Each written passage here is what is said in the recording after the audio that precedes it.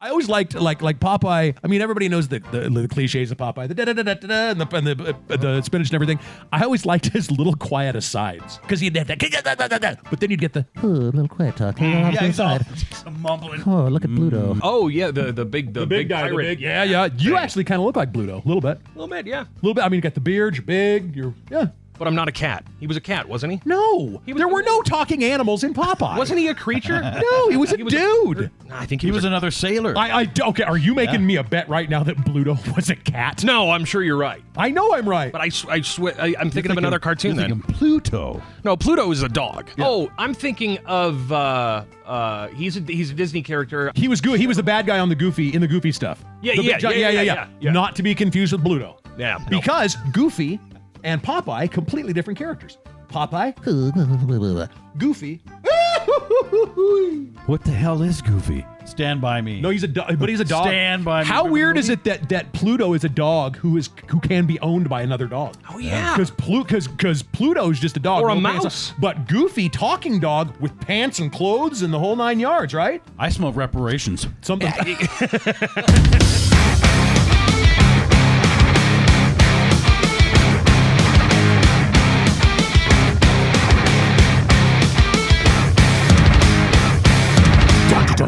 Ladies and gentlemen, boys and girls, welcome to Rock and Roll, the podcast, featuring Dr. Nick Redbone, Tom Nelson, and me-self, Broc Johnson. Today's podcast, as they all are, is brought to you by Power Plant, car audio accessories and accessories, I should say, on Poland Road in Twin Falls, Idaho. You know where you find them on the webs, don't you? No. Tell me. PowerPlantWeb.com. Jinky Scoop, you sound totally gay. Oh, you. We kind of had some cartoon stuff going on, like before. There's a lot of cartoons. Talk. Yeah, a lot of cartoon. I like the talk. cartoons. Yeah, I do too. I like the Can we just skip this and watch cartoons? We could, but that doesn't keep our sponsor happy. Oh, well, let's just wrap it real quick. Today's podcast has been brought to you by Rock and and that's been Rock and Roll, the podcast. We got tunes. We got so much stuff we got to cover. What are we covering today? Is this the MTV episode? This one's big. MTV Unplugged. Yes. MTV Unplugged. I actually did a little bit of homework on this one, as I've been known to do from time to time. I didn't realize I did, but I guess I had forgotten what an enormous deal MTV Unplugged really was. True that. It started off almost as like novelty programming, like, this would be something cool to throw in, our favorite artists without plugging in. And it became, at first they almost had to scrape up artists to put on this thing. And by the end of it, like the A-list of the A-list was not only appearing on the show, but making albums out of it and making, selling huge numbers and putting singles on radio. And I mean, Jesus, it was huge. I wonder to whom you might be referring. Well, that's the thing. There's a number. Rape him. Yeah, I mean. Rape him, my friends. And I brought my guitar so that we could do the MTV Unplugged episode Unplugged. Oh. See? Like, you guys could just talk. Just go ahead. I'm going to kind of, Here, why don't... No, I'm going to bust out a theme song. You get me a tune. Okay, okay.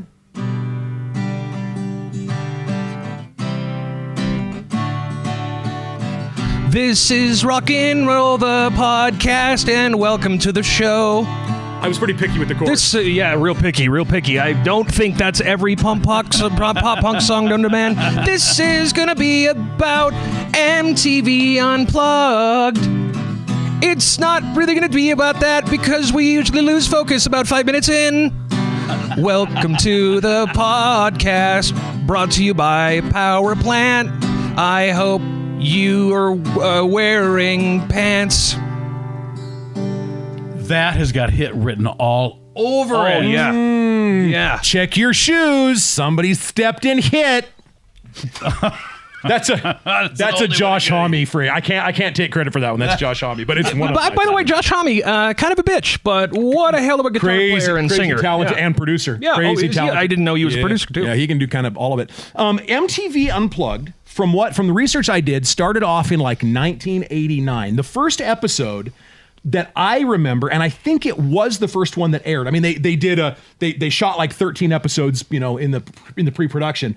The first episode I remember was Joe Satriani and Stevie Ray Vaughan. Stevie Ray was on first, and they shot the whole thing in front of a live audience. So, they did it kind of like a show. And Stevie Ray had to go on first because he had to catch a plane. Like he finishes, he does two Not a tunes. helicopter? No, that was late. That was so bad. I'm so sorry. Finishes the second song and literally hands his guitar off to somebody and runs off set because he has to catch a flight. He's out of there. And that's actually close because he died. It's a tough mofo to catch a whole flight. What's wrong with you? A lot. Yeah. When did Stevie Ray He came die? up with that badass jingle, though. He really did. Yeah, I'm done. That was a duo. Yeah. Well, I gave him Green Day chords. He couldn't screw that up. Yeah, it's impossible for him to screw that up. Fact. And it's impossible for a guitar player to screw it up, too. That's also quite true. I think Stevie Ray died in 1990, so that was actually kind of towards the end of his run. But he and Satriani, it was kind of cool to see two really renowned electric guitar players do their thing acoustic, and they were both good. I remember Satriani played a banjo at one point. Because he did instrumental stuff, and Stevie Ray, you can still find it. It's on YouTube. That guy he's playing a 12-string guitar. As a guitar player, I can tell you the most unforgiving stringed instrument on the planet is an acoustic 12-string. You can't. And you have one of those, don't you? I don't. I have. I've owned one in the past. I have an electric 12-string, but you can't hide. Oh, okay. There's no hiding. I mean, that guitar picks up everything. If you hit the note, you're going to hear the note. You're not hiding it. Stevie Ray not only sings but destroys on this 12-string guitar. Yeah. And this was just, and as impressive as that was for me as a guitar player, it was once full bands started coming on and doing their material, rewriting their material to work in acoustic contexts. That's when it got interesting too. Well, and they came out as separate albums. As separate albums. Exactly, now, you know what I think, and maybe I'm wrong, and this is going to be a little bit before your time. I think Tommy will maybe agree with me on this one. The album that started MTV Unplugged, that made people go, that's a viable format.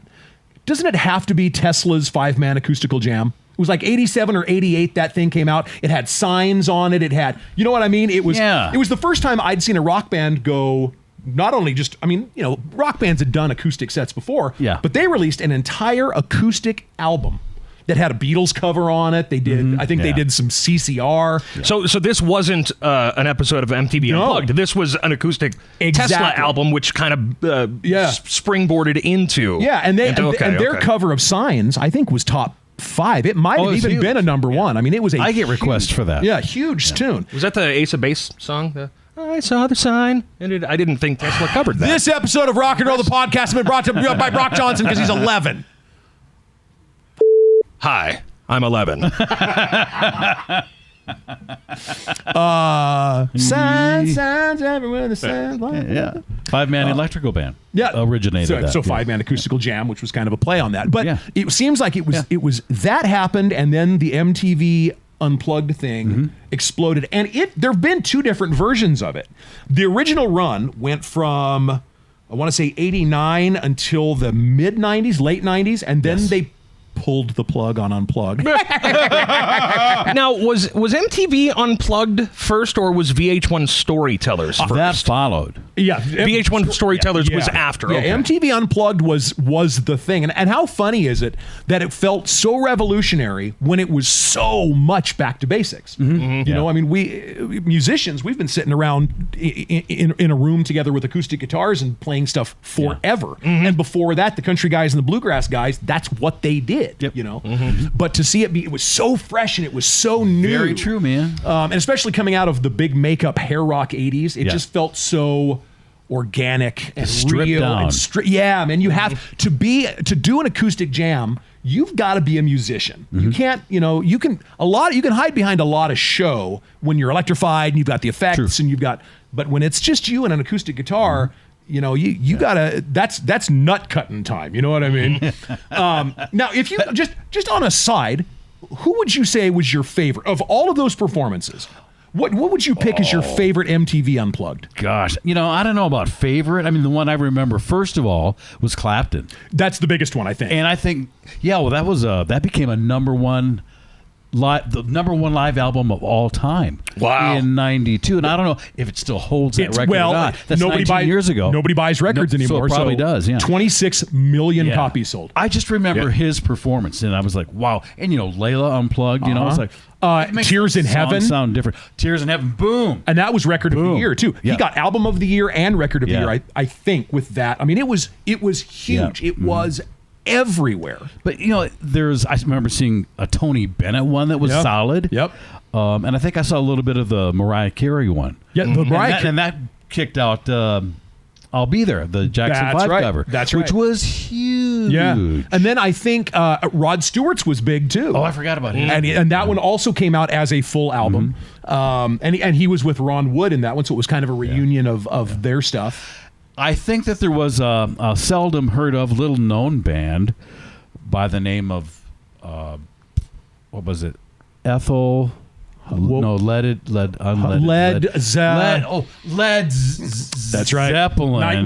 It was almost. It was 94, and it was Page and Plant, and because they'd gone out and done something. But it was huge too. Well, I'm sure you know this because you are a Zeppelin guru. Yeah. They didn't even ask John Paul Jones. Didn't even ask him. Burn. Yeah. The bassist, man. Sorry, don't need you. And they were. I think when they were inducted in the Rock and Roll Hall of Fame, John Paul Jones even said.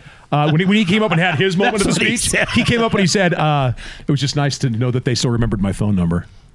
Ooh, yeah. Yeah. Ouch. Now, another one that I think, I don't know if it's is it more culturally important or not than the ones we just mentioned? Because those guys were classic rockers that had already made their bones.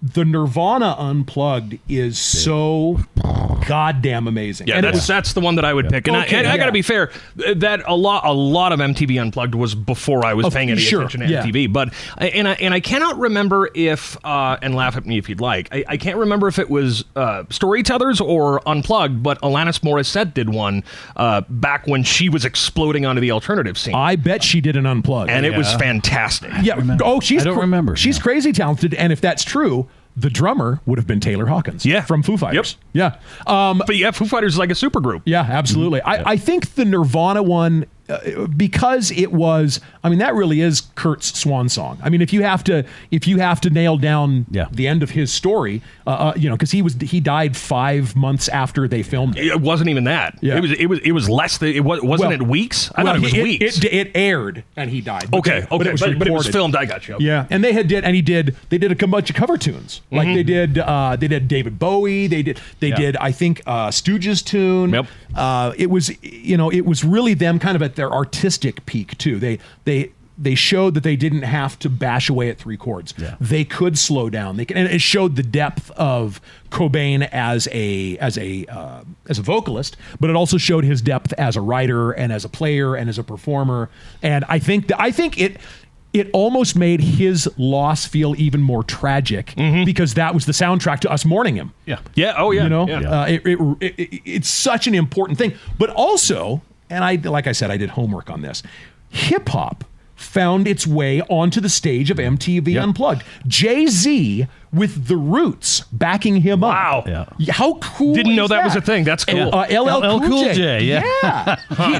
Doing Don't Call It a Comeback, going back to Cali with an acoustic band behind him, and it worked. And I think hip-hop probably gained a lot of credibility with, middle American, white kids when they saw, those are songs. You know what I mean? Yeah. They heard it in a different way. Yeah. It put it into a language that they could understand. Yeah. And there were so many artists and I wish that it hadn't flamed out like it did, because when MTV Unplugged went away, they tried to relaunch it again in the 2000s. I think they called it version 2.0 or something. Yeah. And there were shows, but you don't hear about them because nobody. And yet it still spawned, the Storytellers and VH1. Yes. And then, you had, I don't know if it's necessarily Unplugged, but they had on CMT the Crossroads thing. Oh, yeah. Where they would mix, which a lot of times that was Unplugged. I don't know if it was strictly Unplugged. Well, but it does come from almost that same if you follow the family tree, if you follow the line, you go from Unplugged to Storytellers, and I think Storytellers kicks off that Crossroads thing really well, because it's the Storytellers was cool because it broke down. These guys would sit and talk about these great songs, their hits, then they would play them. And I think, and Crossroads kind of had, now we're going to bring in other artists who loved each other, who might have been different genres, and they would talk about the songs and play each other's tunes. They were pretty much always different. There was like John Mellencamp and Rascal Flatts or something. Exactly. Yeah, like Bon Jovi actually did both. He did Storytellers then ended up on Crossroads with, who was it? Oh, I don't remember. I don't remember either. He did country though. He had a country album out, didn't he? I mean, this one much later in his career. I think you're right. But I know Who Says You Can't Go Home was his country debut. That's right. And then if you look at, if we want to go one Most step people further, did. Yeah. If you didn't work. If you want to go one step further, you can say that Crossroads was what inspired the big Grammy Award-winning album with Robert Plant and what's her name from Alison Krauss. Alison Krauss, which was a great album, and that was and that was very much a Crossroads kind of vibe. And they did a couple of collaborations after that. I don't know if they were as big, but but it all, I think we've just kind of built that family tree. It all goes back to MTV Unplugged. It was such a huge cultural thing, and I think it made. I think the artists volunteered to do it because they got to show that they were artists. Yep. They weren't just pop creations. Even artists, Roxette did it. The pair from Sweden managed to find a way to do it. Yeah. Queensryche had a completely underrated version of. Oh God, if you can track that Silent down. Lucidity stripped down. They did a version of Scarborough Fair that's just ridiculous. Oh man. Yeah, man. Jeff Tate showed that he was almost a better singer live than he was on the album, But you didn't say Poison apparently did one. Yeah. Yes, they did. So you didn't have to be good to do MTV Unplugged, but it helped. Kiss also did one, and that got the original lineup back together in 79 for a little while. Not in 79. No, 89. Yeah, that's right. It was 89. Yeah, they all kind of reunited. I was for a minute. way off. Well, that's because in 1979 you were super duper high, and then in 1989 you were super duper high. In 1999 you were super duper high. How were you doing in 2009? What? How about 2019? I remember Tom Nelson, 4 decades of solid marijuana use. It's like there's Willie Nelson and then you. Don't smoke weed with Tom Nelson. That's Willie came up with that one. Now, Tommy. Did you just Toby Keith us?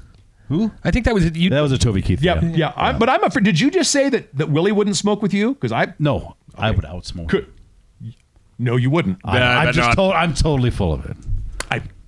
Raise your hand if you think you could outsmoke Willie Nelson. If you're raising your hand, you're a liar. Liar. Wouldn't it be cool if we had Willie Nelson back there right now? Maybe. Oh, hey, Willie. Willie, hey, what's up? Great to see you. It's great to see you. You're America's storyteller, and you're high as a kite. Peace and love. Thanks, Willie. Thanks, Willie. Thanks for dropping in. You know who else we need? We haven't even mentioned him yet. Rutherford B. Hayes, our 19th president and patron saint of rock and roll, the podcast. Man, makes me proud to be an American. Now we need Lee Greenwood. No, we don't. Yeah. Can you know what? How would you feel if we just declared Rock and Roll the Podcast a Lee Greenwood free zone? I'm down with that. Because I like the disclaimer that you've put up on the beginning of the videos. Yeah. Which I think, it was pretty necessary because we can't be dragging our awesome boss into the pit of shit. It got to the point where it was like, okay, we should probably just, let's cover our bases. But could you throw also on there 100% Lee Greenwood free? Sure. We'll just replace the little fart. Yeah, because some people... Because remember the disclaimer farts before... We'll just replace that. Now 100% Lee Greenwood free. Like sometimes you'll see like 100% nut free because people have nut allergies. What if you have a real serious Lee Greenwood allergy? Because I know I do. Yeah, well, I hear he's kind of a terrible person. Well, I met him in an interview, and I know, opposed to someone else here, I had no problem with him. Yeah, he was a nice guy. Yeah, he and Lori Morgan were a thing. That's really all you need to know. Oh, they were together? I think so. Well, Was that before Lori or Morgan's after been Keith? together with everyone. That was before. Wow. Yeah, Lori Morgan's been with everyone. Yeah. I can't say it. There's one word that I just won't say on this podcast because, but I knew her piano player, a guy that toured with her. We got a bleep machine. Okay, well, then make sure to bleep this. According to my buddy Rusty, I'm sure he's been dead for years drinking. He drank a lot. He said, I think you had to be if you were on tour with Yeah. Lori Morgan. He said, Lori Morgan put the back in country.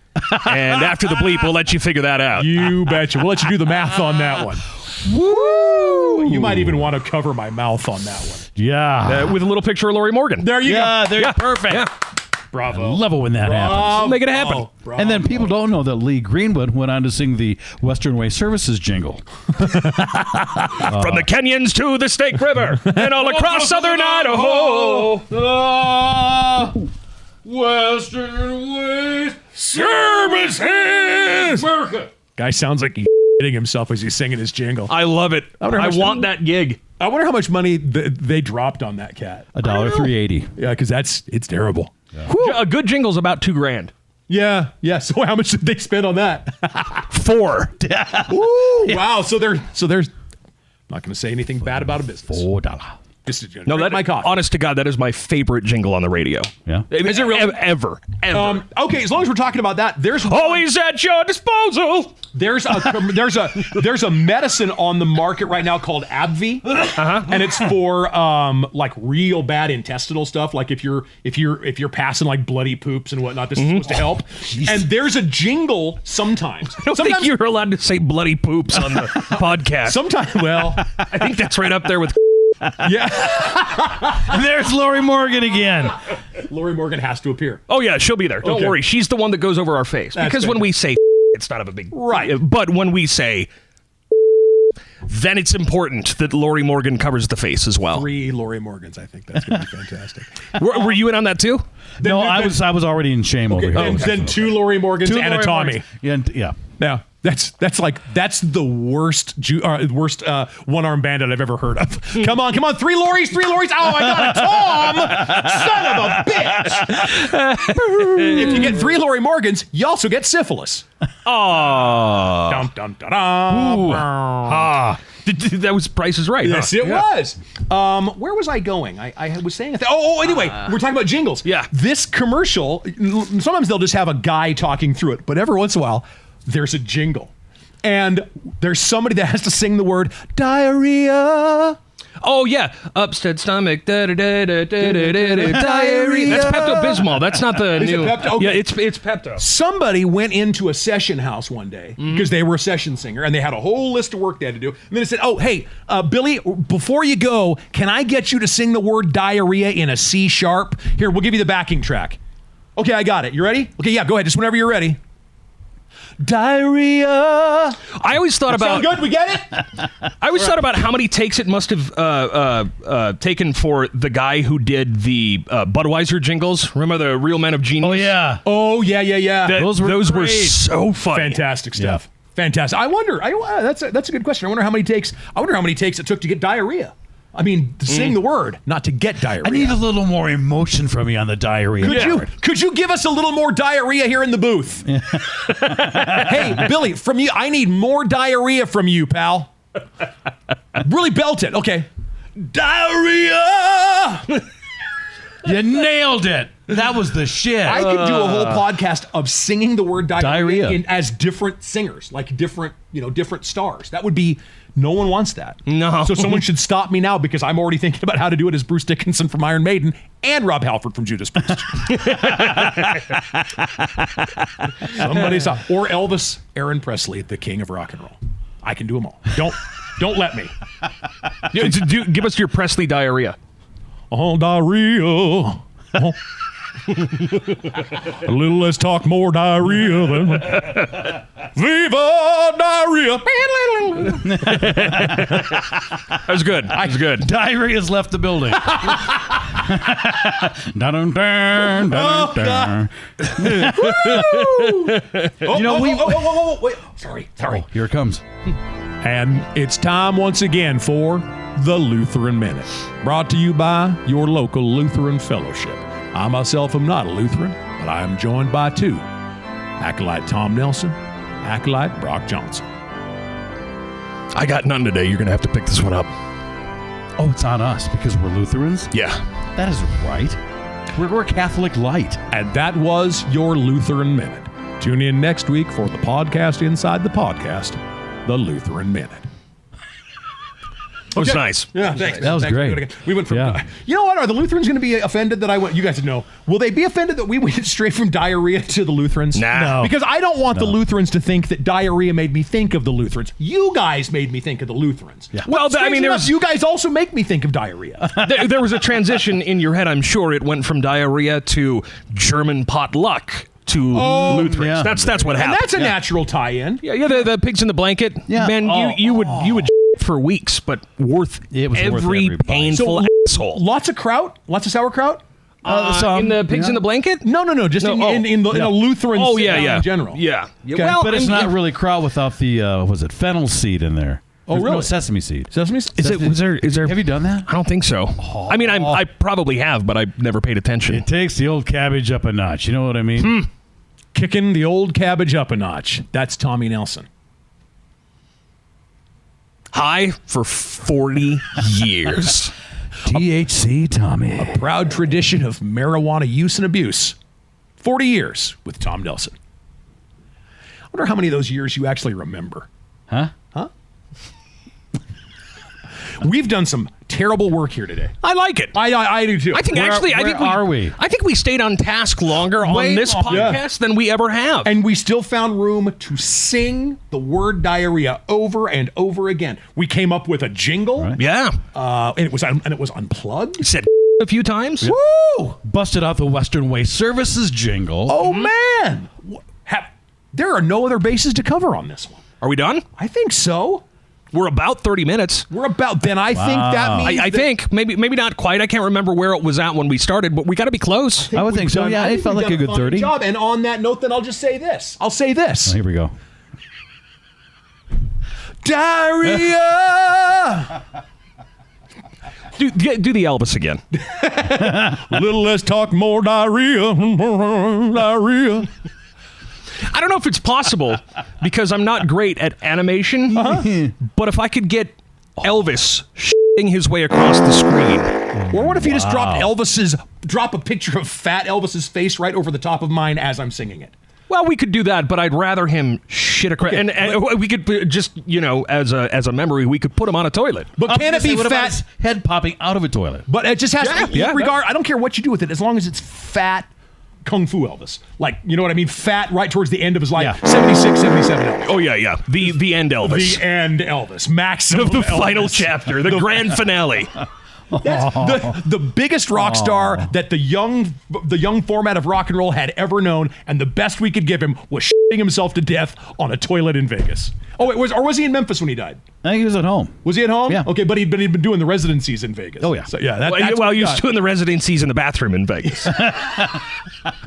And that's where he retired.